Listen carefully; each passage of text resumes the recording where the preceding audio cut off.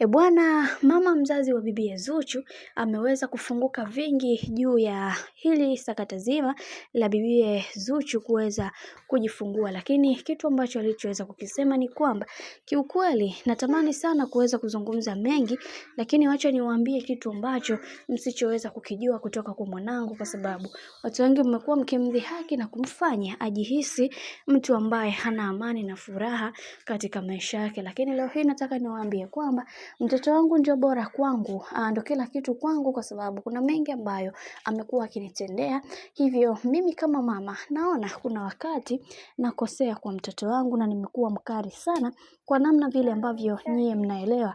Lakini nataka kuchukua nafasi hii ya kusema kwamba Zuchu ni mwanamke ambaye amekuwa akipambana sana kuweza kuhakikisha anajitengenezea furaha yake yeye kama yeye, na sio kutegemea furaha kutoka kwa mtu mwingine, na hicho ndio kitu pekee ambacho kimekuwa kikimsaidia katika masuala mazima ya mahusiano yake. Lakini tumeweza kuona pia mama huyu aliweza kusema kwamba kitu pekee ambacho alichoweza kukiweza Zuchu ni kuweza kunificha ujauzito wake mpaka ulipofikia miezi 7. Hili jambo nalo limenifanya niweze kuona huyu mwanamke anaweza kusurvive bila ya mtu wa aina yoyote.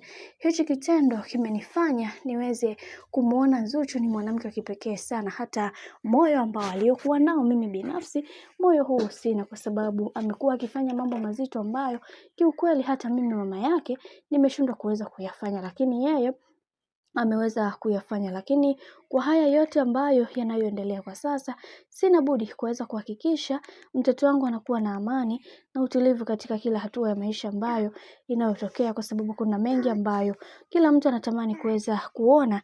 Hivyo kwa hiki ambacho kinachoendelea sasa, Mungu atasimama upande wake kuweza kuhakikisha kila kitu kinakwenda kuwa sawa, kwa sababu kila mtu anatamani kuweza kuona maisha yake yakibadilika zaidi, na wengi wao wakasema kwamba kwa hiki kinachoendelea sasa, wacha tuone mwisho wake itakuwaje.